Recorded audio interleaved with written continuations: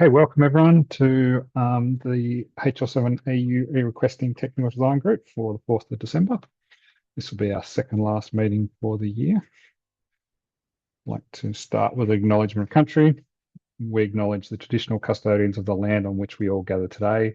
We pay our respects to our elders past and present and extend our respect to all Aboriginal and Torres Strait Islander people.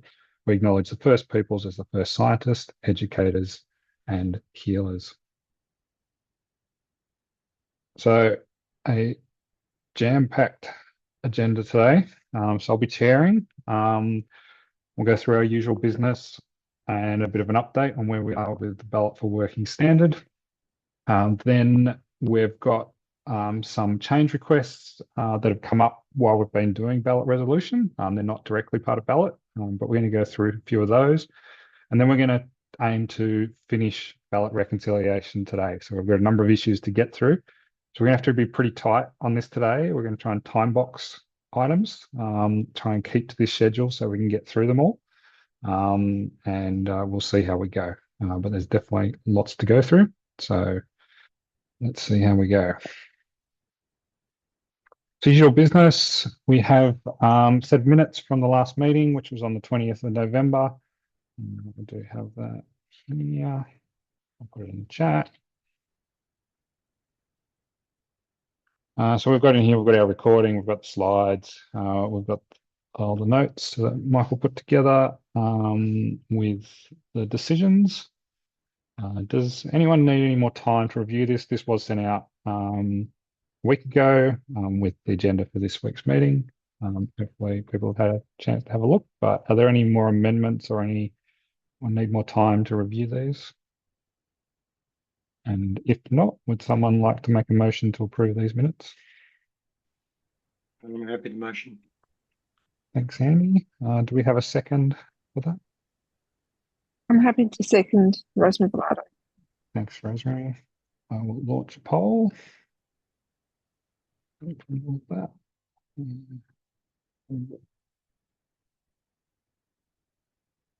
Hopefully you can see that poll. It's the approval for the previous minutes on the 20th of November.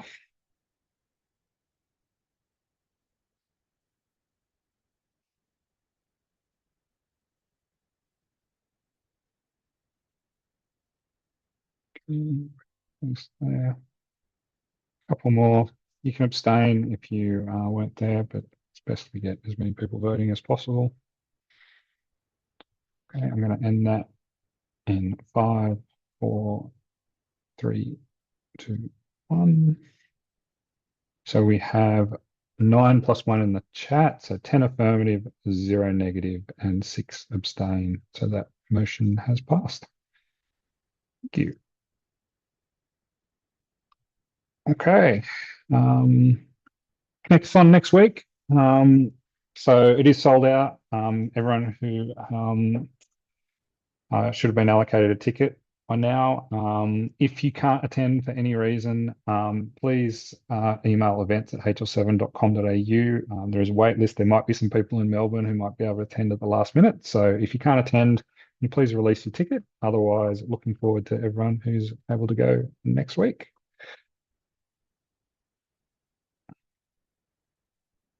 Now, update for ballot for working standard.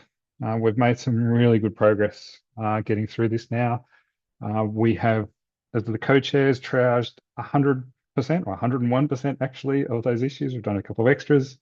Reconciliation, we've been bringing through the TDG issues for vote. They've been either through the TDG or electronic votes.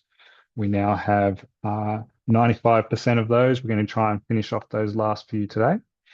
And applied. Of the ones that need updates to the eRequesting IG, we have made all of those updates to date. So we're up to date, and the plan is after today's meeting to put any last minute changes in, and then we'll be taking a snapshot that we'll be taking to the connectathon. So with any luck, we'll get through all of that today. We'll have an IG with all of our changes in it ready for connectathon testing and hopefully publication then early next year. So we're on schedule with our track. We were planning to finish ballot reconciliation at the end of November. We're just a few days into December now, so hopefully if we finish off today, we'll be on track for that. We were looking for publication in February 2026, but in order to do that, we actually need to get our affirmative vote in the ballot up. So what we'll do is once we finish ballot reconciliation, HL7AU will notify balloters that the resolution is complete and ask them to withdraw any of their negative votes if they think they've been satisfactorily resolved. So hopefully after today, we'll see those negative votes go down, our affirmative going up, which if we get us to 60%, we'll be able to publish. So hopefully we've resolved all the issues satisfactorily and we'll get authority to publish.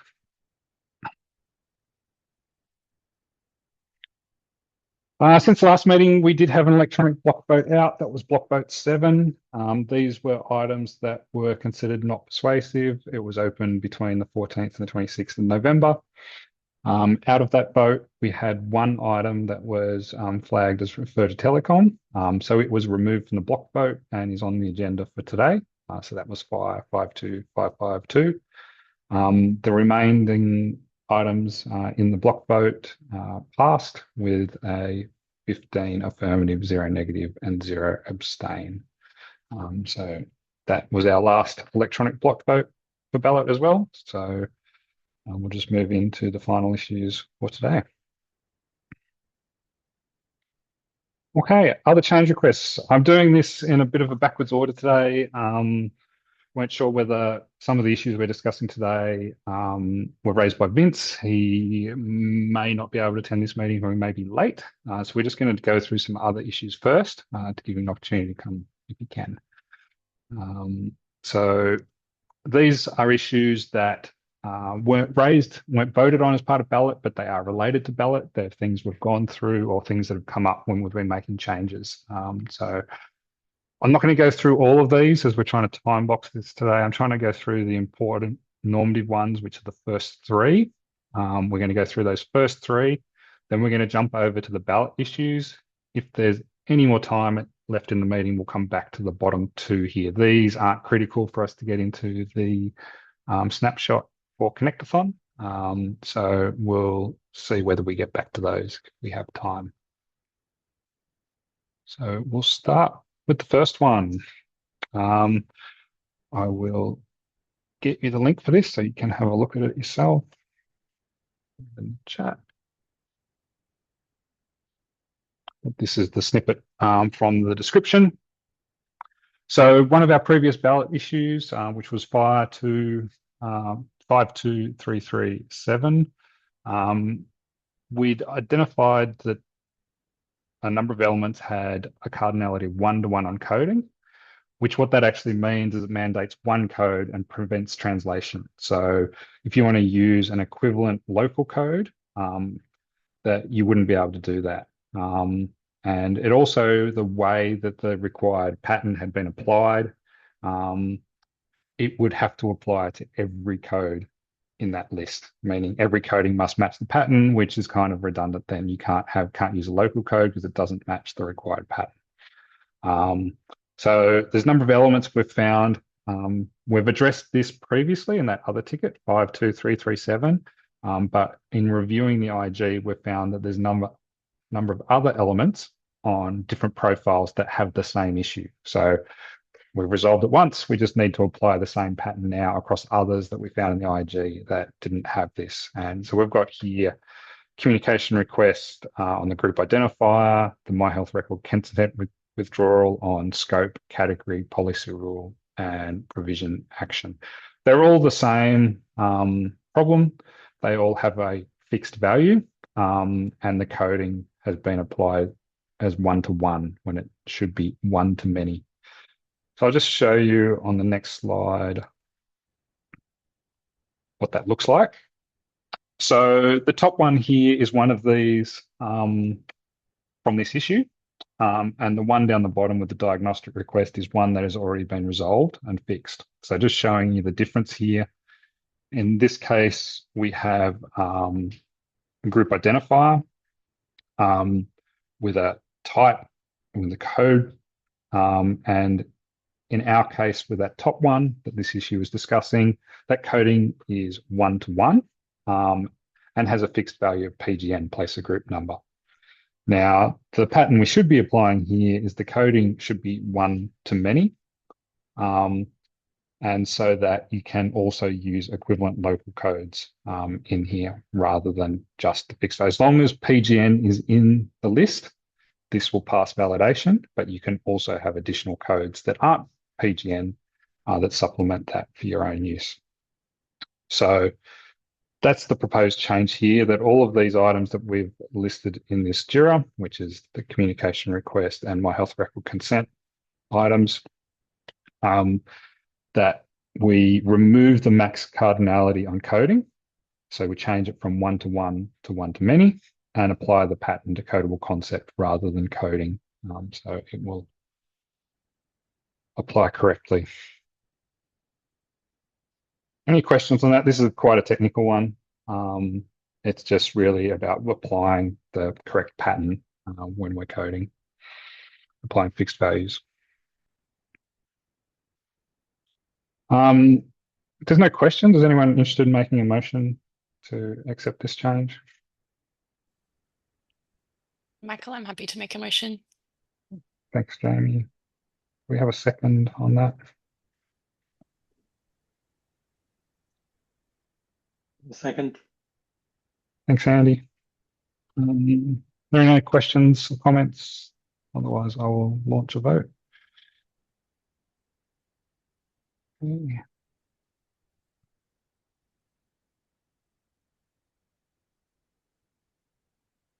I've launched a vote on this 53527, as you can see on the screen.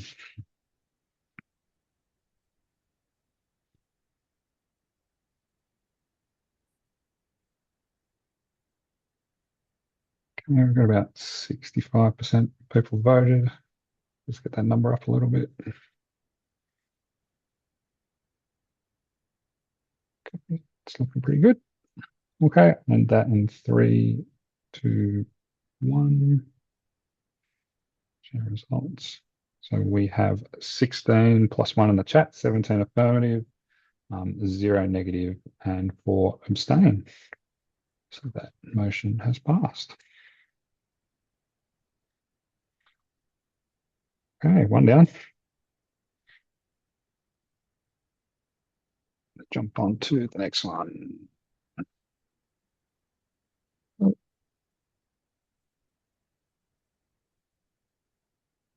Stupid. Okay. I will put this one in the chat as well.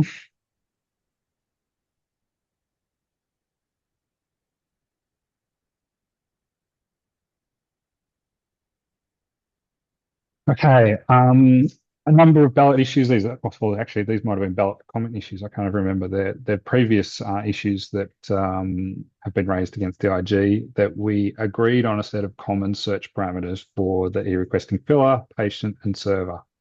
Now, for some reason, I don't think there was any reason other than we just missed it. There was no, these search parameters weren't agreed for placer, our placer actor. So these are the ones we've identified that were missed. So having identifier search on organization, patient, practitioner, and the same on practitioner role, and also supporting includes on practitioner role, practitioner, and practitioner role organization. So, like I said, these have been applied to the capability statements of the other actors. Just for some reason, it was missed on placer. So this issue is just to consider adding these. What the pattern we have applied before, this link here to the default conformance requirements, is for our client actors that we have an obligation of may on search parameters. So there's no obligation that a client system has to use these search parameters because it depends on the implementation of their system as to whether they need to use the search parameters or not. On the other hand, the server has to implement it, shall implement them. But for the client systems, the way we've been applying them is to have a may obligation. So the proposed disposition on this is to accept that because we had agreed it on all the other actors and add the search parameters for the placer capability statement with a conformance requirement of May. Hopefully that one's pretty straightforward. It's just something we missed along the way. Completeness looking to add that in. Anyone interested in making a motion or any comments on it? I'll motion. Thanks, Andy. Do we have a second? I'll second, Guy. Thanks, Joe. And I will launch poll.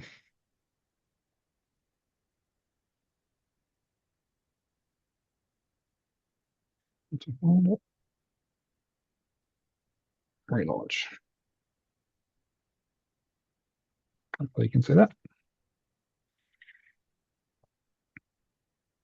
You can see this is a good place where we are at the moment. These are kind of cleanup ones. These are ones that, as we're doing our QA through the IG, just finding a few little bits and pieces we missed along the way. That means we're in a good place doing this now. Okay, got pretty good vote numbers there. So I'll end that in 3, 2, 1. So we have 19 plus 1 in the chat. So 20 affirmative, 0 negative, and 2 have abstained. Okay.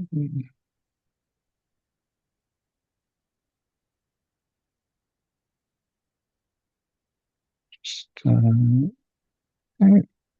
We'll jump to the next one. This one.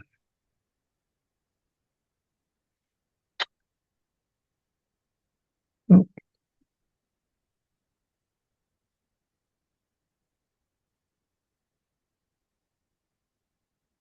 Put it in the chat.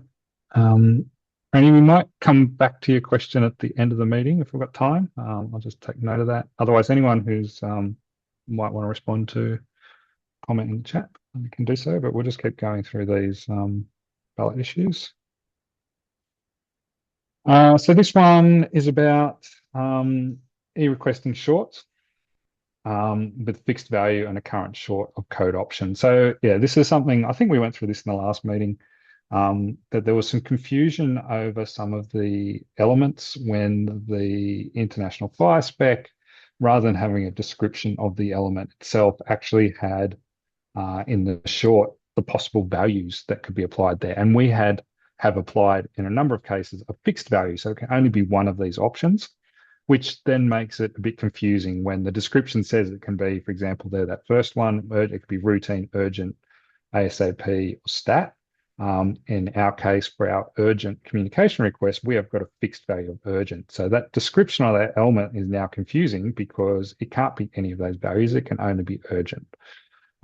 So we had applied that fix to a number of elements as part of 52390. But as part of a review of the IG, we found it in a number of other places. And so on, for example, here, the communication request priority on the urgent provider communication request with the current short is routine, urgent, ASAP, or stat. We're suggesting to change that to priority of the request. And then we have on My Health Record consent withdrawal, there's consent status. We've got a fixed value of active. The description shows as draft, proposed, active, rejected. So we'd look to change that description to status of the consent. Consent, there's a number here in consent. The other one is consent provision type. It says deny permit. We'll just change it to type of consent provision. And the data meaning is instance related dependence. We'll change that how the resources referenced are interpreted. And on coverage, there's a coverage status, which again has a list of values for status. We will just change it to status of the coverage.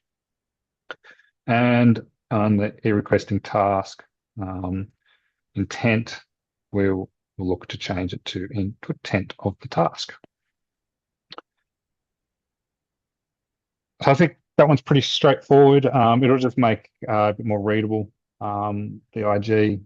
So the disposition, proposed disposition on this one is it's persuasive. and we accept those changes to change the communication request priority to priority of the request, consent.status to status of the consent, consent.provision.type to type of consent provision, and consent provision data meaning to how the resource is referenced and interpreted, and coverage status to status of the coverage, and task intent to intent of the task. So that's reasonably straightforward. I'll open that up to a motion or any questions.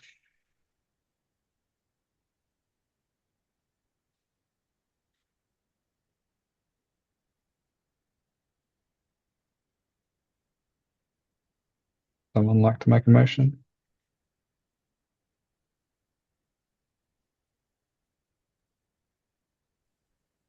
I will, Andy. Thanks, Andy. This is Chris. I will second that motion. Thanks, Chris. I'll launch poll.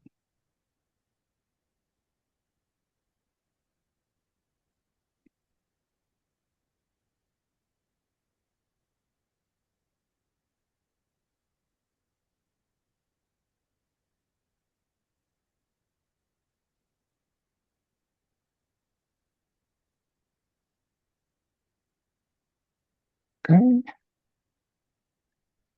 Yep, got a good number now, so I'll end that in 3, 2, 1.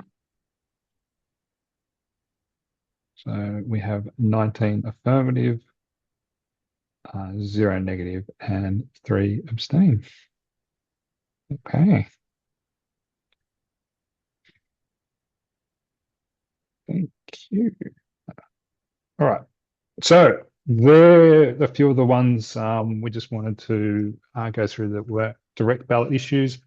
I'm going to jump now to ballot issues, and we might come back to some of those other issues if we have time at the end of the meeting. But they were the 3 important ones we wanted to get through today for some of the cleanup in the IG. But now we're going to go through some ballot issues here. So we've got just over an hour left. So I very much want to time box these. We're doing pretty well so far, but if we do break out in discussions, we will want to time box them so we've got time to get through them all. And we'll start with the first one and work our way down the list. This one in the chat.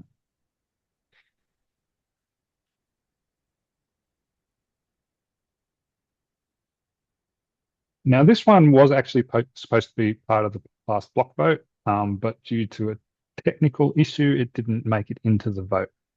So we'll cover it off separately here.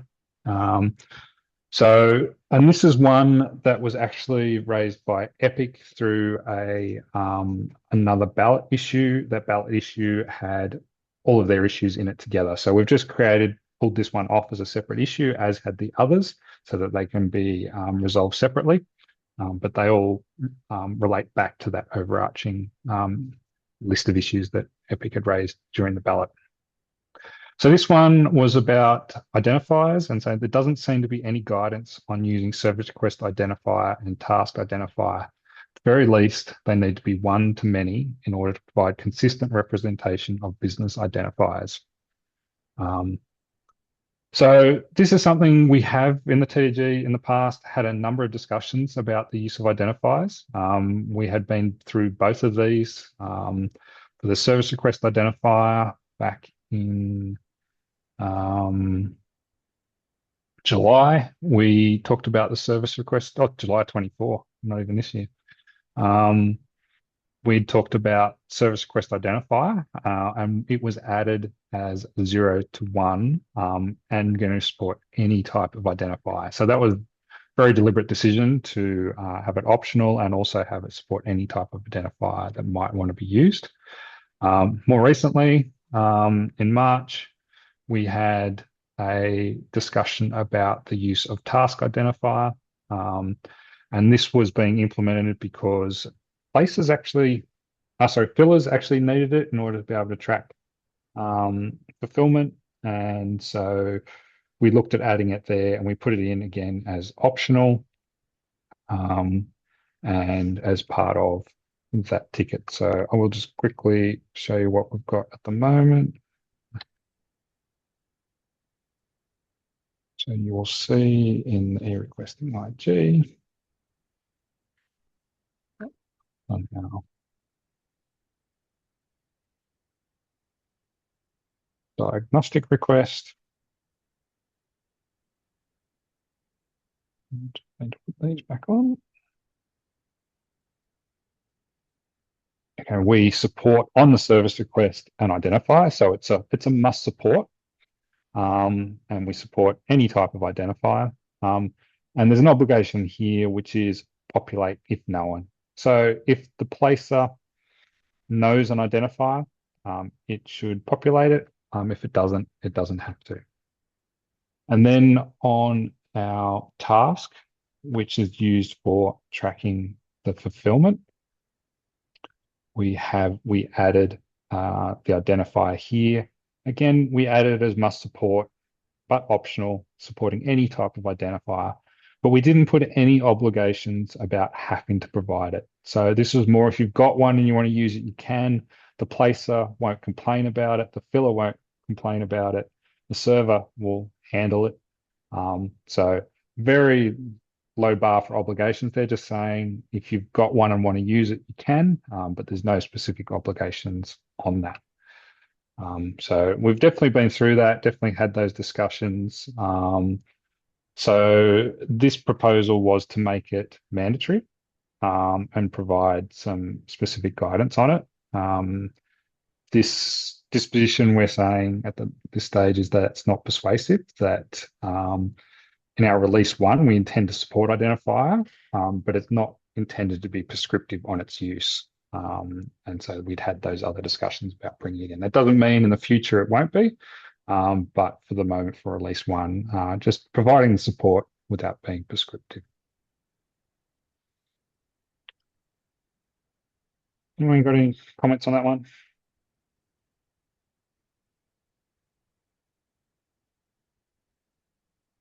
No, is anyone interested in making a motion to accept that? This is Chris. I will motion that. Thank you, Chris.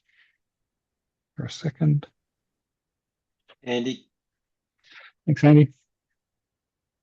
I'll launch poll.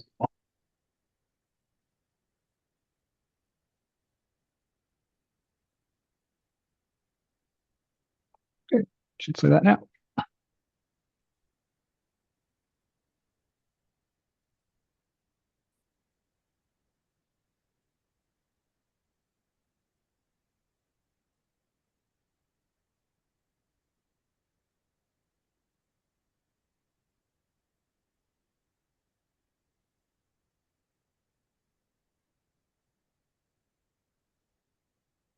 Okay, I'll end that in 3, 2, 1.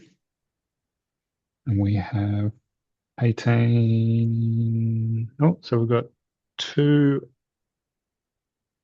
So 18 plus 2 in the chat. So we've got 20 affirmative. We've got 0 negative, and we have 1 abstain. It's nice. We've got a Pixel 10 Pro who voted.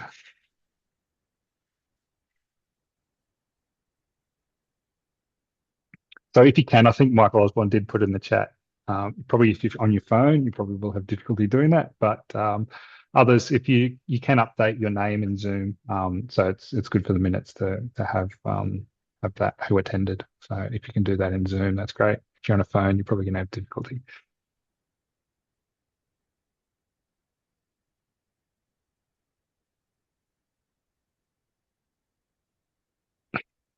Okay. Right. Next one.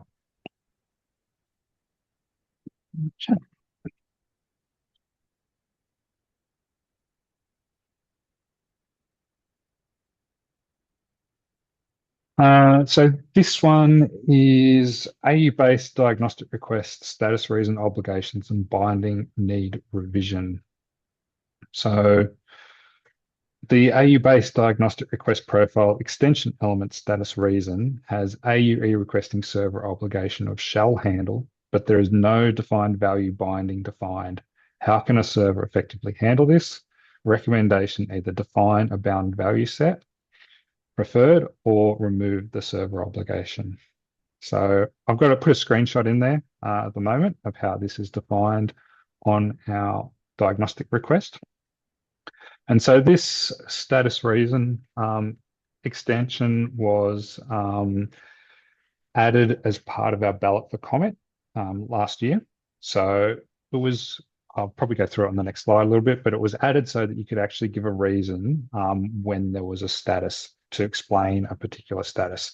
What you will see here is that the binding, it has no binding. So it is not bound to anything, which is why this issue has been raised. But we do have an obligation here for the server to handle it and to be able to populate it as well. And it could just be text, couldn't it?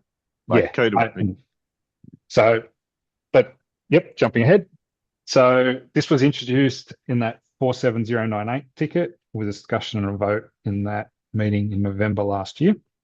It was brought in through ballot comment.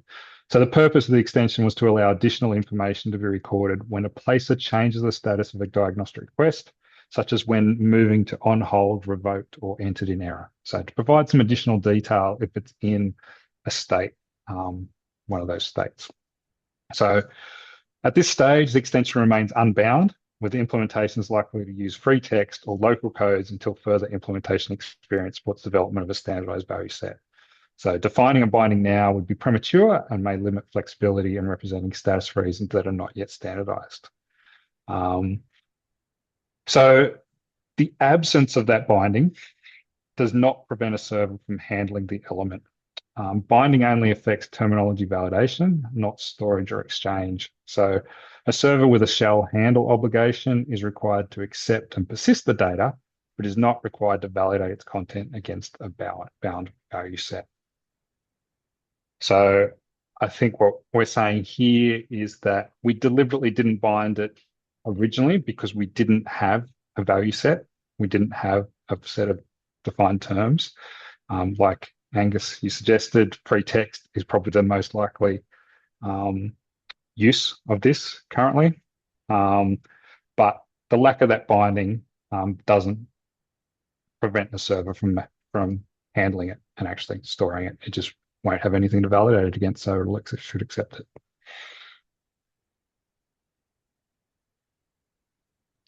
What's the obligation on the filler? Yep, I'll jump back. The filler, no error. And I'm pretty sure you pushed for that one. Yeah. If my memory is correct. Because you said, well, I don't know what I'm going to do with it, right?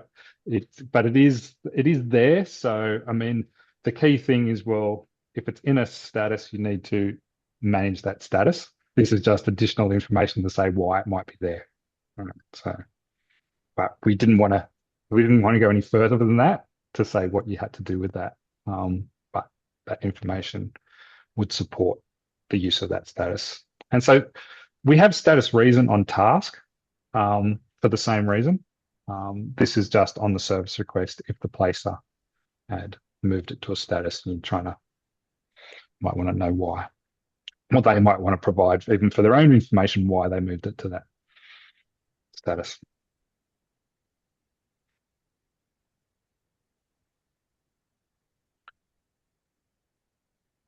Does that make enough sense for everyone? Are we happy to someone to motion this or accept it?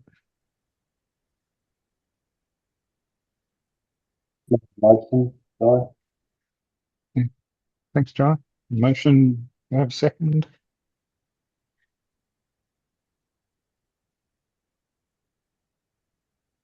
I'm happy to second it, Rosemary. Thanks, Rosemary. Well, don't tip on my head. Launch a poll if there's no other questions.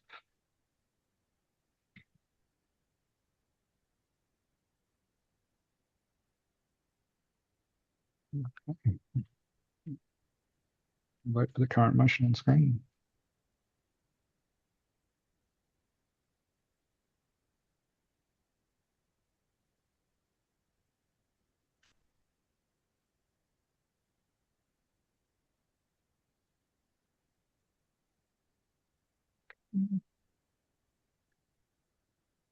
So if you can vote up a little bit more. Okay, looking good. All right, I'll end that poll in 3, 2, 1. So we have 19 affirmative plus 1 in the chat, so 20 affirmative, 0 negative, and 3 abstain.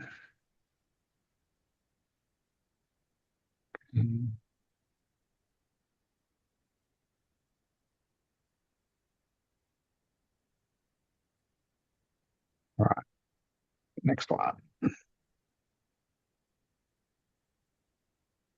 Okay, so I'm going to bundle these two together. They are the same issue that has been raised on 2 different elements, one in pathology request and the other an imaging request, but they are the same issue with potentially the same resolution.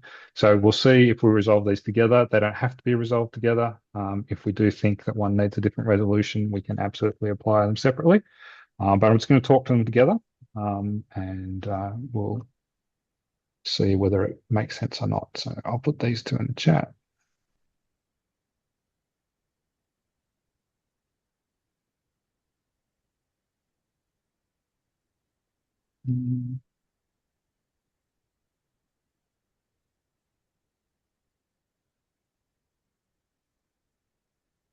Both.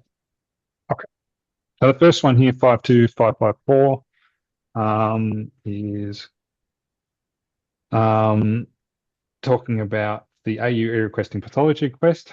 The code element does not specify the version of the bound code set, e.g. SPIA 3.1. This makes it difficult for conformance testing engines to validate a code and could lead to misinterpretation if a code is reused from version to version with different, often subtle change in meaning. So the recommendation is to add a profile element identifying the code set version the code is drawn from. This is a general issue with all code sets in this specification. And so then the other issue has been raised below, which is the eRequesting imaging request. And the code element does not specify the version of the bound code set, e.g. RANSCAR 1.0. So I'll just show what those bindings look like in the IG. So we have a imaging request. And this is where we talk about our use of codes. Our preference is to use RANSCAR over SNOMED CT, over a local code, over free text. The way that shows up in our IG is on code. And that's in my binding because I unchecked the option. By the way, this little filter option here, if these are too wordy for you and you want to turn things off, like turn off the obligations, you can actually do this here, turn them on, constraints and bindings. So if this is getting a bit hard for you to read, you've got that option to turn those things on and off when you're doing this. And then we'll go back to code. Okay, code. So you can see here, we've got our code and it's bound to the RANSCAR radiology referral value set, which is defined in NCTS here with all of the codes. And we have the same for our pathology request. It is bound to the SPIA. Right here.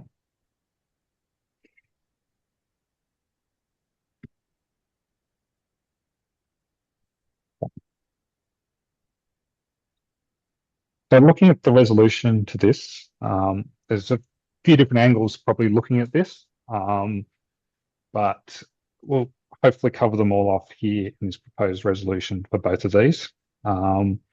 So the proposed disposition that it's not persuasive, that we don't need to specify the version of the bound code set. I mean, and that's primarily because the Default policy for HL7 AU implementation guides is to resolve terminology to the latest available version. The FIRE specification also provides supporting guidance on how canonical references should be managed. And it states that for large external code systems that are not distributed as FIRE packages, such as SNOMED CT, LOINC, etc., implementation guides should not pin to a specific version. The FIRE IG publisher does not pin these references, and implementers are expected to use the latest available version. There's a reference there you can follow. So from the other side as well, is SNOMED CT also defines permanent concepts. The fully specified name provides a stable definition of the procedure concept that remains valid even if the concept is retired. Therefore, the version of the code system from which the code is chosen is not relevant. As a retired concept remains a valid and unambiguous identifier. So that covers off about binding to a specific version of code system. But on the other side is when you're using a code, for example, when you're populating that value in a service request code, FIRE allows the inclusion of the code system version, but does not provide a way to indicate which version of a value set the code was selected from. So if that was something we wanted, it's not something that would be specific for eRequesting. It's something that would be broader than the eRequesting IG, and would be something that would need to be considered as part of the international FIRE spec. So that's just going back to looking at what the issue was raised here. So that saying that the code element does not specify the version, right? So that's populating that code value, I believe, and it makes it difficult conformance testing to validate the code, right? So that's probably covered off by the bottom one, where you can't specify the version. That's not something that's currently featured in FIRE, and it's not something that we would want to implement specifically in eRequesting. As for the other side, it just kind of explains about why we don't pin to a specific version as well. I don't know, I'll throw you on the spot, Michael Osborne. I don't know, did you want to add any comment to that? Or I think this would... I'd only add, if somebody was unclear about that, I think it's pretty clear. Yeah. I mean, this is complex. If you're into terminology, this means something to you. If you're not, it probably doesn't mean a lot. I was going to add that I've struggled with this. Like, I agree with the not persuasive, but I've really struggled with this because we put out order catalogs, let's say Sonic, or now not at Sonic, Telstra Health, and those order catalogs go out in value sets. Like, here's the version today, and here's the version next month, and codes can be put in and taken out of those value sets. And then we get orders that come through somewhat delayed, right? So we might put out a value set in January, and then we get orders mid-year from that value set, but now we've issued a new value set, but we're still getting legacy orders from the previous value set, right? And then we don't know. So we get orders coming in, and they order like rhubarb, and we're like, oh, but rhubarb's not a test you can order anymore. And we're like, how did we get a rhubarb? And it's like, oh, well, they're using a value set from like 2 years ago. But we don't know that because there's no way of actually putting that in the order, which is the conundrum I have with this problem. So when we get orders and we get codes, we're like, I don't know where this code came from. It's just some value set in the past, I assume, because it's not in the current value set. But there's no way of telling that because there's no way in the order to actually say this came from value set January 2025. So that I struggle with this problem, but I also agree with there's no solution. The solution is to go to the fire chief, Graham, and go, what the hell do we do? Yeah, to me, that's a change management issue, not a terminology issue. No, I think it's clearly a terminology issue. It's just no one addressed it. I think over the next 12 months, we can record some implementation experience and come back with something. I think it's difficult if we use terms like code set within a FIRE sense, it's kind of an undefined term. Are you talking about a value set? Are you talking about a code system? It's kind of having a bet both ways. Yeah. I think that, as Angus said, we do use a value set extension or code extension to represent which value set it came from. The issue is real around SPEAR, but it's also obviously as labs produce different versions of their test list, it is really helpful to associate codes with a value set. But I think in terms of referencing this as a code set thing, I think again, we really need to move the language to value set and then say, let's look over the next 12 months and come back with a proposal around value set identification, because it's nothing to do with code systems. Code systems should be immutable. Nothing ever gets deleted from a code set. It only gets retired or deprecated. If you start removing things from code systems, you get in deep trouble. Yeah. And I think it's a good point. Like we do find a solution that we need here for eRequesting. It's going to be needed elsewhere, right? This won't be a unique eRequesting problem, but it's something that we could potentially champion in the future. Oh. It's not it's a legacy problem too. Like in V2, we had the same problem. You didn't. It was worse because there was really no a management of value sets and things like that. But it was the same thing. You didn't know what version something comes from. So we haven't made it worse. We've made it. We've just got it. It just seems like an obvious problem to fix, but there's no way to fix it.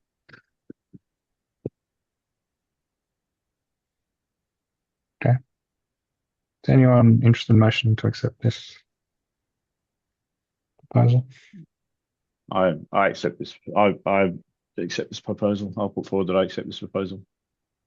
Angus? I motion. I was looking for the word. I motion that I accept this proposal. You know what you meant. I second Angus accepting the proposal. I second Angus's motion. Thank you. Any questions or comments on this before I launch the poll? No. Okay, so this, just to clarify, you are motioning for both the resolution for both of those tickets, Angus? They're really just the same thing. One's pathology, one's Yeah, radiology. I'll just the problem to clarify, agnostic. that's the that's both. The problem's agnostic to which domain you're talking about. And yeah, this resolution is agnostic, yes, to both of those as well. Can I just make a friendly amendment to say that just to note that through implementation experience, we will look to see how something could be done relative to the value set, specifying the value set in future. But it's I think it's worthwhile not just tossing it away, but just saying that we'll seek implementation experience over the next little while, and then as required, come back with a proposal around value set recognition. You happy with that, Angus and Chris?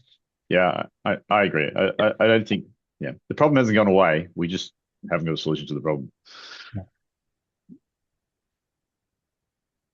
Okay, I will relaunch the poll then with that friendly amendment.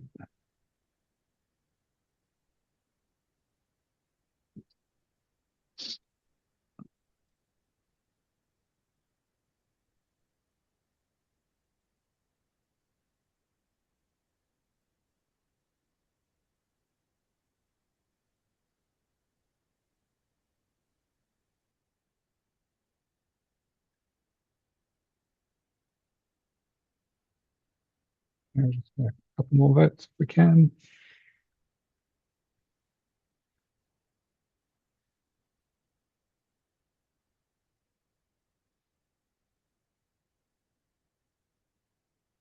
Got about 20 of 30 participants have voted, so there's a few more there. I want to add your vote.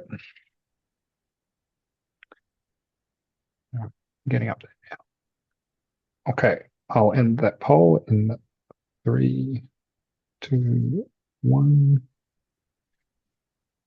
We have 20 plus 1 in the chat, 21 affirmative, 0 negative, and 3 abstain. So that motion has passed.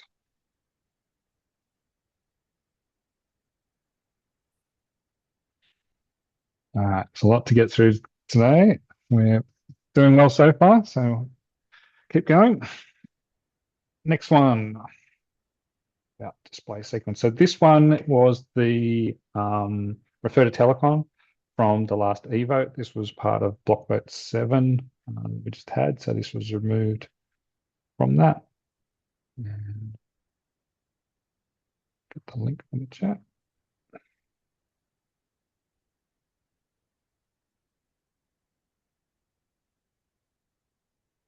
And jump back. So this is around the AE-based diagnostic request profile extension displaySequence.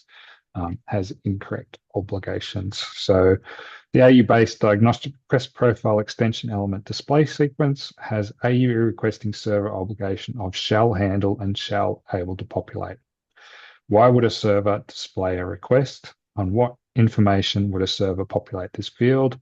This field is mandatory and obligation filler shall populate.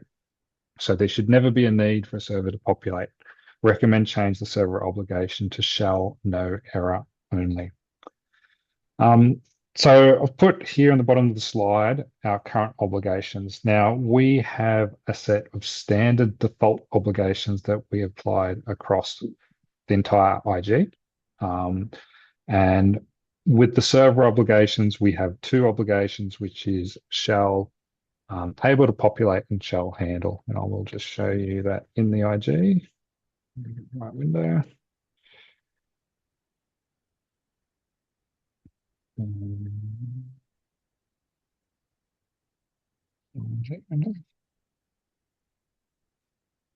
So if we have a look at this particular one on our diagnostic requests. So we had a display sequence. So this display sequence extension was added. The reason we did that, so when there was a group of requests, so multiple tests or exams are ordered as part of the same ordering event. So when we've got a group and there's multiple in there, and if we're living in this world where we're still a hybrid of paper and electronic, you may be trying to reconcile between the electronic request and the paper request. So we've added in a display sequence, which would be the order to trying to replicate the order in which it was printed on the form. I think you'll find the description on this extension. Actually, I won't go to that because I'll click around the wrong place. This one. Okay. It's used to represent the integer assigned to an individual test or service in a service request that corresponds with the sequential position on which a test or service appears on a paper request form. Sorting by display sequence enables more efficient reconciliation of paper and digital data at the point of service provision. So that's what we added that one for. You will see here the obligations that we have on that. We're expecting the placer to populate it. So expecting them to always provide one. It is mandatory. Put it on there. We're expecting the filler to be able to handle that. We're expecting the server to be able to handle it. We're expecting the server to be able to populate it and the patient to be able to handle it. Patient actor to be able to handle it as well. So in the IG, we have our definitions under conformance of what these obligations mean. So I might just jump back to the slide, but I've replicated this information from here. So what we have is our standard obligations for a server is able to populate. And that basically is that an application needs to demonstrate during some conformance testing that there are some conditions under which it populates this element with a correct value. And then we have shall handle. And this rule is vague and doesn't specify any particular handling of the event, but is important because an application that ignores this element is non-conforming. So that's the key sort of takeaways from those two.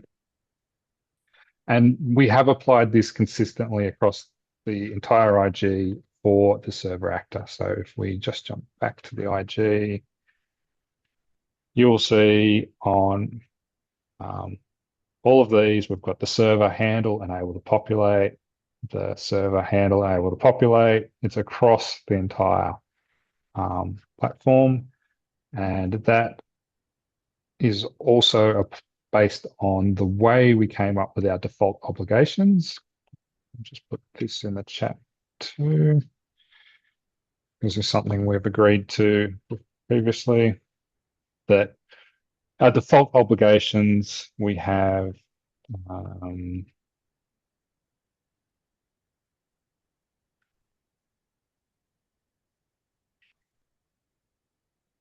here we go. An eRequesting server shall handle and shall have. So when the cardinality is 1 and more, this is the obligations we're expecting. And it's actually the same for the servers. If the cardinality of an element is 0, it's still the same obligation, default obligations that we apply to the server. So that has been applied consistently across the entire IG. Yep, Brett. Oh, so Michael, that just means the servers have to essentially support the whole spec for senders and fulfillers, right? Yes. So that, Yes. yeah, and that's guaranteed, so you don't have to worry about it. Yep, Yep, and that's yep, exactly right. And so that's Yep. where this proposed resolution comes in, talking about shall handle and shall able to populate as standard default eRequesting server obligations. A eRequesting server needs to be able to handle the display sequence elements when creating a service request on the server. So in this case, a placer has created the service request on the server. So the server's obligation, it needs to handle that create request, right, to create it on the server. And it also needs to be able to populate the display sequence element when it responds to a client requesting the service request from the server. So when a filler or a patient actor queries the server and says, give me a service request, it needs to be able to populate that display sequence element, as for any other element on any profile within. So that's why these have been standardized for those two processes. One, it's handling it when it's being created or updated on the server, and then it's populating it when it's been queried and returning that to a client system.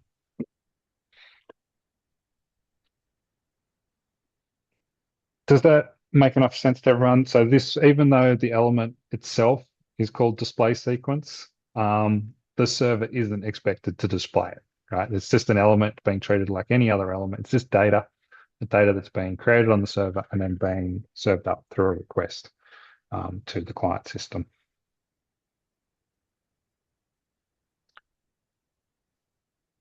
Are we happy with that description? We don't think that it needs to be treated any differently to any of the other elements that we've got in the IG.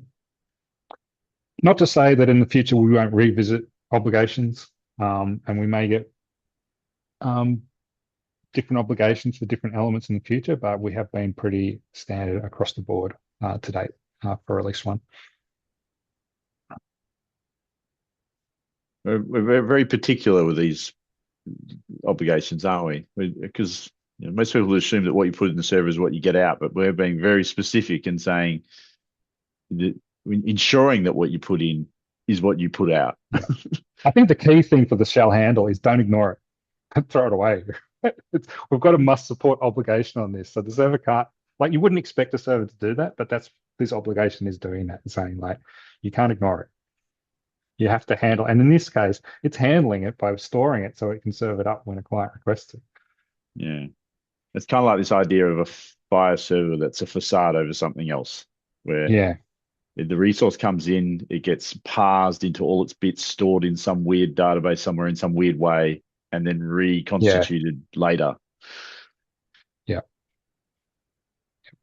And the thing is too, is we've gone through the resources and put must support on the things that are important to us in eRequesting, right? So these resources have lots of other stuff and we've got no obligations on them. So it's actually anything can happen with them, right? But these ones are very particular. This is important to us. You need to be able to handle it, right?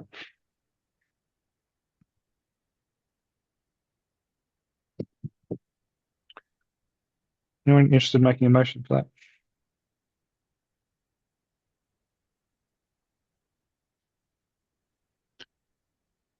I'll motion it.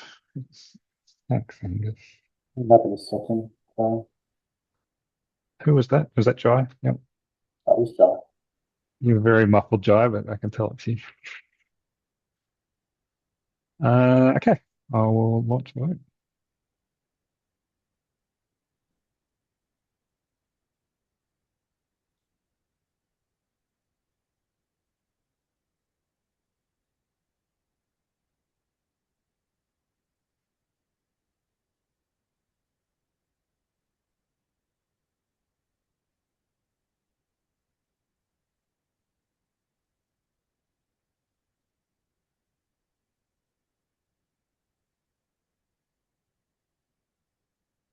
And a couple more. Happy for you to abstain if you don't have a particular opinion.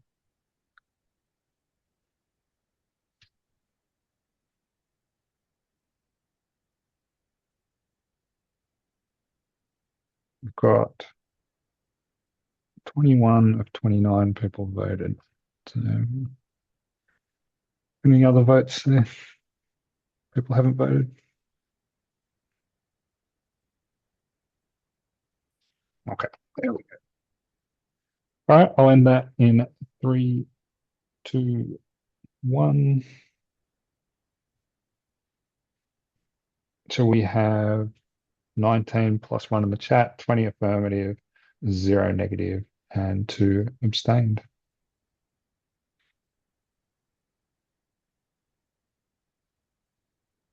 Okay. Oh, let's hit this one.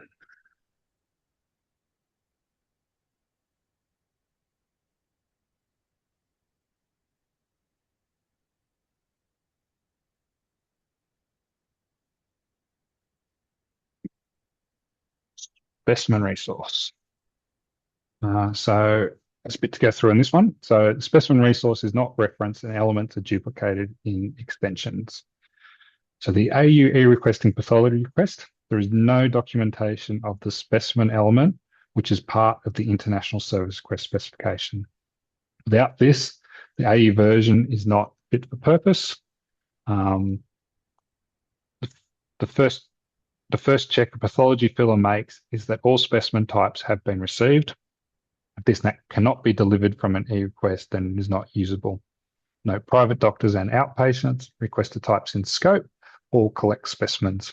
The specimen resource also contains critical information such as the collection time, collector, identification, and fasting status, which is duplicated by extensions in the Australian profile, rather than using the international specimen specification.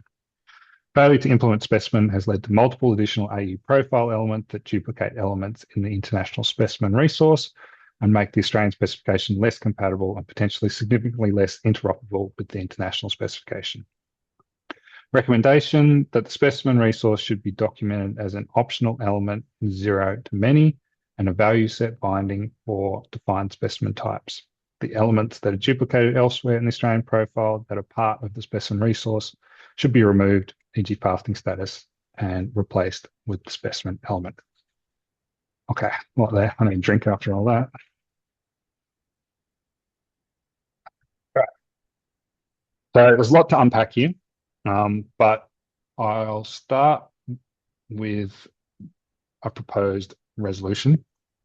So the key part of this is that Specimen has been discussed, and it's been discussed in the TDG on a number of occasions. And quite early on, we were looking at scope for release 1, and Specimen wasn't included in that scope. It was decided something to do a bit later.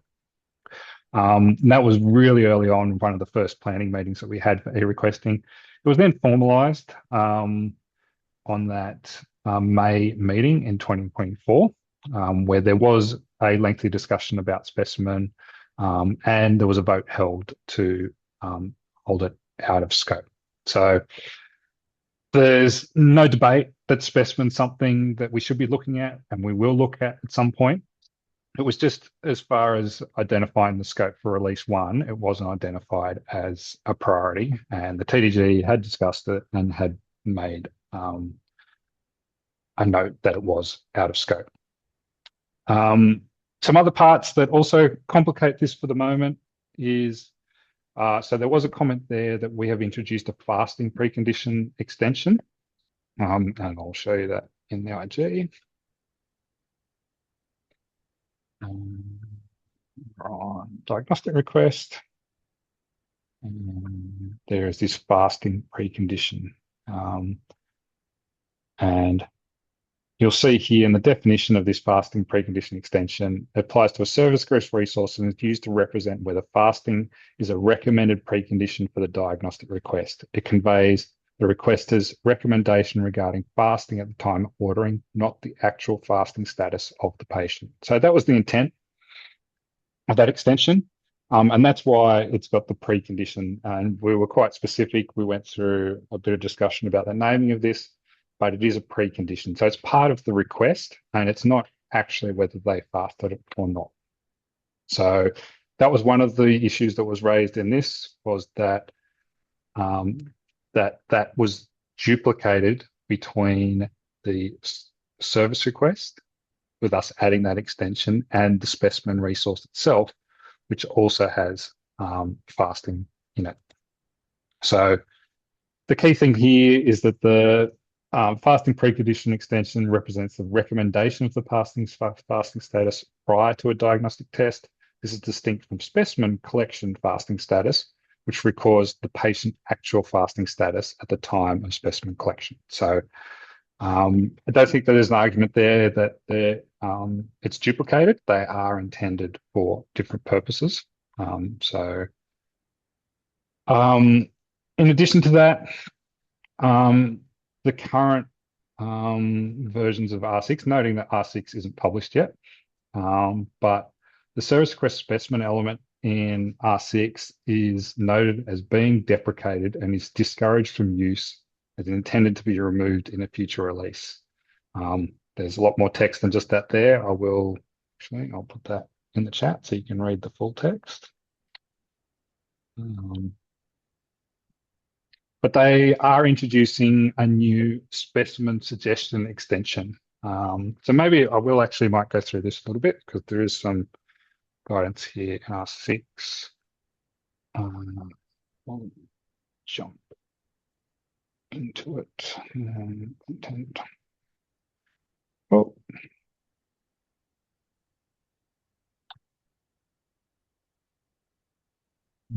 That chapter. So you'll note, still in R6, it's still there. So you'll see there is specimen, and it can reference 0 or many specimen resources. But there is some interesting notes here about this. Talks about many service requests will create and need to specify a specimen.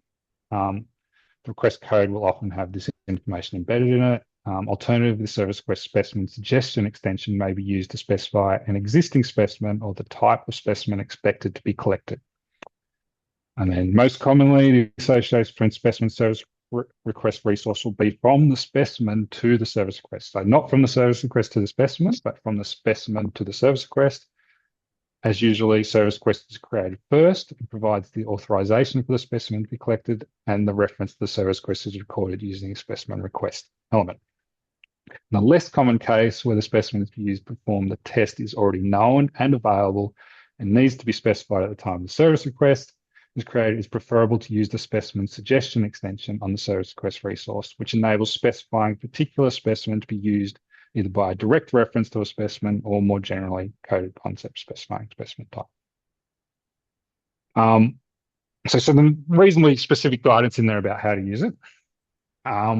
So just noting that if we went ahead and just used service request specimen as it was now, it's something that's potentially going to change in the future. So I don't think there's any debate whatsoever about needing specimen, and it's something that we need to consider as part of eRequesting. I think the primary thing is that it was originally deemed out of scope for release 1. There are some changing guidance on this being introduced in R6 about how to actually implement specimen correctly.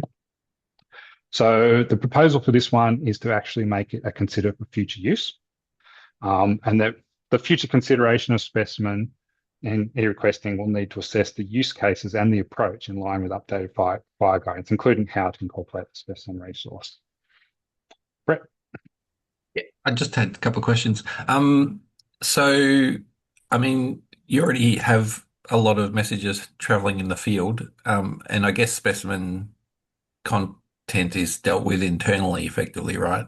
As part of that process. So it's not like it's necessary for a lot of the business that you're doing. I saw Angus nodding.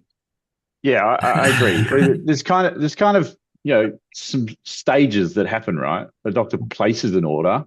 A doctor doesn't place specimens. He places orders for tests and assumes someone will collect the right specimens. In some cases, the doctor will collect the specimens, but it's still in the order of events. He places an order for himself, and then he goes and collects the specimen. And we have not done that phase. And so it's either the doctor collecting the specimen after placing the order. He might be doing it as he places the order, but that's just because it's probably easy for him to take the blood, then place the order. But really, he's placing an order and then creating specimens for that order, second phase. Or you're going to a collections center, right? So he's placing an order and he's not doing anything about specimens. Like he wants an MSU and a full blood count.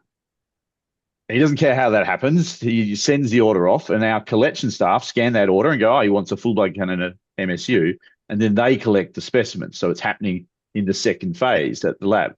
Also, specimens are very dependent on the lab. Some labs will decide they want a serum for this test, and other labs will want a heparin tube. And I'm not a scientist to say why or what, but they all have their own reasons for wanting particular tubes for particular tests. And sometimes that's because of the particular analyzer they're using, right? So it'd be very difficult for us to have like a national set of specimens that are appropriate for each test. That's not going to exist. But certain closed systems like a hospital where all requests go to the hospital's lab and nowhere else, then in that world, and they might run a Cerner system, they do specify when they order, you have ordered this, therefore these specimens apply, because there is only one lab that's ever going to be used. And so that's a different scenario again, not community. So I think the clear thing is there's steps to what's happening here. And we're just talking about the doctor placing the order. We're not talking about the next step, which is specimens created for that order. I do like the use of the extension they talked about. Was it suggested specimens?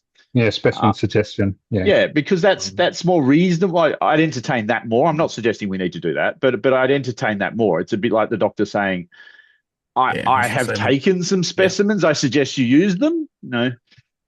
Yeah, that's cool. And the other thing I had just about the fasting precondition extension, it's effectively that like a structured patient instruction. It's like in some ways, right? So it's just knowing that's the expected behavior. Yeah, it is in a way. Yeah, because I'm just looking at patient instruction and that's only text, basically. Why did we not make it patient instructions? But obviously that's not structured, so you don't know it's going to say fasting, right? It's the equivalent of the checkbox on the form, right? Yeah, so, no, I think that's fair. I think, in fact, that's like maybe a suggestion for won't be R6, but in fire that, having structured preconditions might make a... I think it pre-existed too, didn't it? I don't think... Did we? I think we found that somewhere else, didn't we? Maybe. Anyway, that's good. I think your distinction was really good to say, that's what is actually being requested, it's not actually attached to a specimen at all, because it's, thanks. I'm glad we renamed it, because originally it wasn't. I think it was originally just fasting status and there was ambiguity. So the rename to fasting precondition was to help with that. Right? Yeah, I like it. Cool. Thank you. Okay. So I think the thing is here, there's a reasonable amount of work here with working through Specimen. We know we need to do it. It's something that would be considered for future use. So that's all that this is proposing, is that it was already agreed it's not part of R1. It's something we need to look at the future. It'll be up to the TDG when this gets picked up after release 1. It might be a priority. There might be other priorities. But it's something that we do need to look at. So this is just noting this as something we will look at in the future. And I'd point out the alarming phrases used in this issue raised about this will be unworkable or you won't be able to do it is kind of misses the point that we are all doing it without specimens. We're not saying you can't use it, right? So there is nothing in the IG that says you cannot use specimen. We just haven't profiled it. We just haven't put guidance around it. But in an ecosystem that wants to support it, it can still support it. So there is nothing there to preclude you from using it. We just haven't done the profiling for specific use in eRequesting.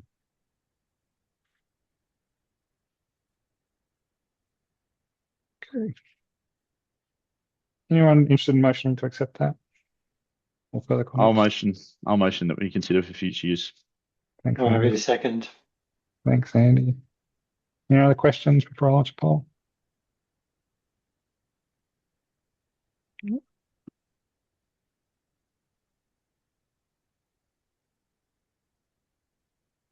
Okay, launch the poll.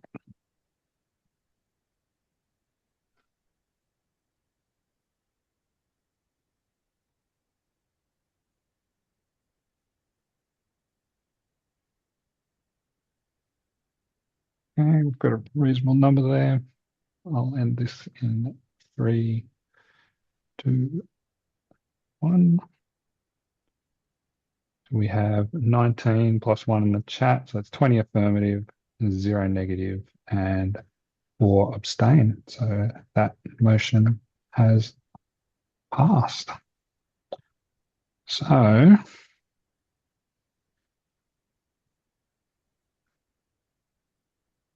that completed for our ballot issues. I'm going to jump back now to the other ones and see if we want to cover off 2 of those. We've got 10 minutes. We've smashed through it. It's amazing. I will ask Jamie here. Jamie, do you want to do the AFMM one in 10 minutes, or do we want to do the other one, the default? I think do the defaults. I don't think we'll have time to properly go through the AFMM bits and pieces. I'd rather spend the time going through that a bit more thoroughly. Yeah, no, in the I next agree. meeting, I if think that's okay. that's good. That was our schedule for the next meeting, was to look at the AFMM for some of our new profiles, and that'll be post Connectathon, which will be great. So that would be do that one. So we might just do this last one, which is the placer. I have to jump out, Michael. No problems. Thanks, Angus. I don't have a slide for this one, so we're just going to go through the ticket here. I'll make it a little bit bigger. Okay. So we've already talked about this in this meeting. This is talking about defaults. So in a previous ticket, this 52413, we agreed that for an eRequesting placer actor, the interaction expectations for the resource with a conformance shall to be updated in the capability statement, so which offer the placer actor. So we're expecting the placer to create resources, and I think previously it said that they should support create and update. So we're firming this up to say that they shall support create and update, and they should support read and search. So yeah, it previously said should read, search, update, create. So we were just firming that up to say, well, you're a placer, you're creating requests, you shall support create and update. And so we just want to look here to update our defaults. So we've got our default obligations, which is what we were looking at before. And what this means, what we've got of our defaults here, it's just an easy way for us to, as the TDG, to say, we've already agreed what our standard conformance obligations are. When we introduce a new element or we're applying something new to the IG, we can just, as part of the resolution, say, with the default conformance obligations, right? So there's a lot of stuff in here, and that gives us the ability to refer to it rather than have to every single time work out what are we applying. And then we only have to deal with exceptions when we don't want to apply the defaults, which is perfectly fine. It just, if we want to use the defaults, we can refer to it and say apply the defaults. If we don't, we will say, well, the specific obligation for this actor is whatever we decide in the TDG. So just looking at this here, this is where you'll see with the AU requesting placer, the default interactions are read, search, update, and create are all shoulds. The way you'll see that in the capability statement for the actor is on the capability statement for we're talking placer, for each profile, we have the supported profiles, and then we have the obligations here, read, search, update, create. you go into one of these, you'll see here, for communication requests, we're saying shall support create and update, and for consent. So we've already gone through and updated these. So really what we're just doing is updating our default page so that next time we do this, we don't need to apply. So Jamie, yep. I was just going to point out as well that the agreement was just to do it for resource conformance of shall. And I don't know if we want to change it so that the default is for everything across the board, whether it's a resource that shall be supported or a resource that may be supported.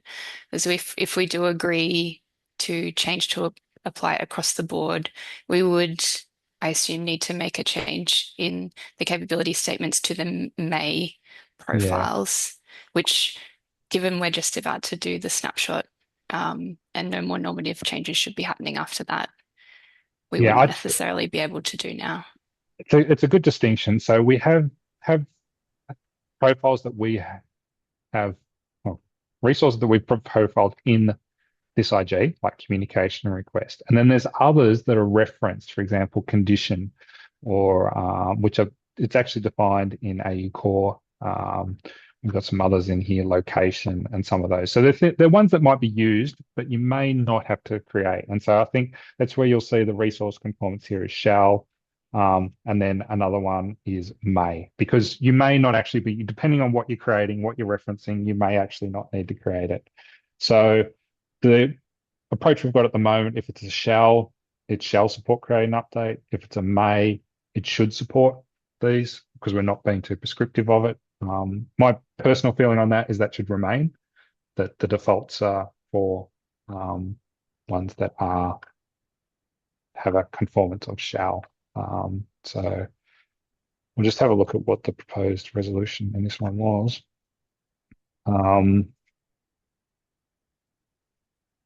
So that we were proposing that we update the default RESTful interaction conformance requirements for the eRequesting place actor in that page to shall support create and update and should support. So I think that's okay, Jamie, because it's not we're not retrospectively applying any of that. That's just to update the defaults. Like I said, the defaults we can review at any time. We don't have to apply them on anything. This is just so we've got updated we've made a change to the way we implemented, so we should go back and update our defaults so that they apply. And there's no obligation for us to use these defaults. It's just convenient for the TDG to use and have that. So this was proposed resolution, and this is persuasive, and that we just update our defaults to that. Is that clear enough? So we're not actually making any change to the IG here. We're just updating Confluence page just to say that the TDG agreed that this is what the defaults should be.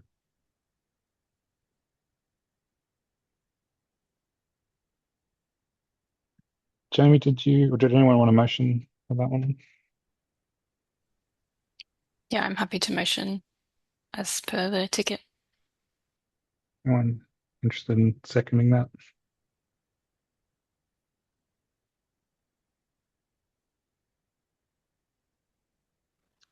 This is Chris. I will second that. Okay, thanks, Chris. I will launch poll.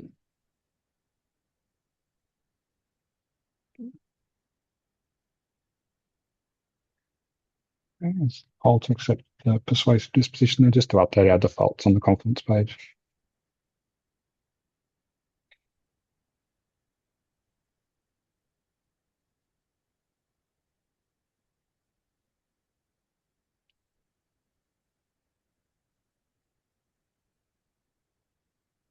Okay. Good. I'll end that in 3, 2, 1. So we have 16 affirmative. That +1, was that a +1 for this one, Michael? Was?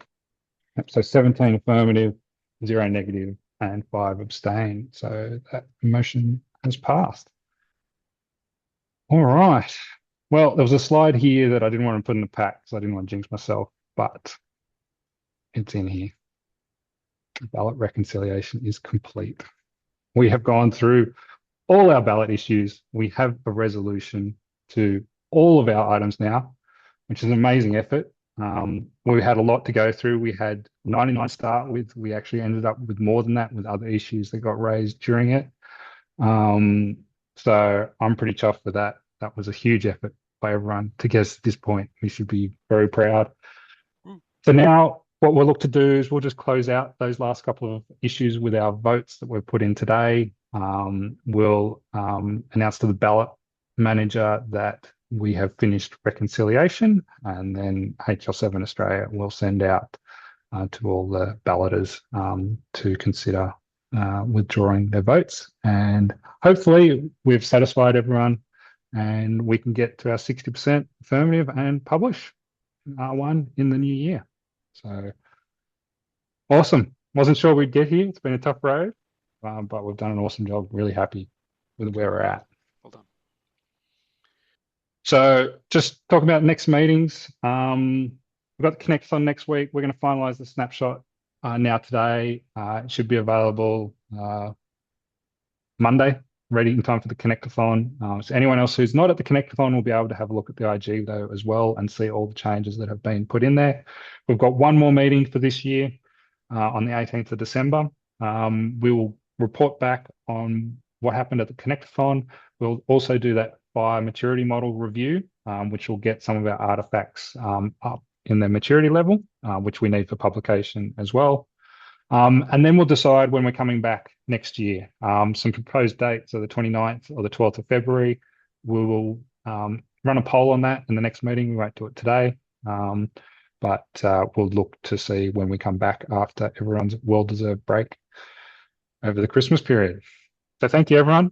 It was awesome effort. Well done. Thanks, Well Michael. done, Michael. Thanks. Thanks, Steve. Thanks, mate. Thank you.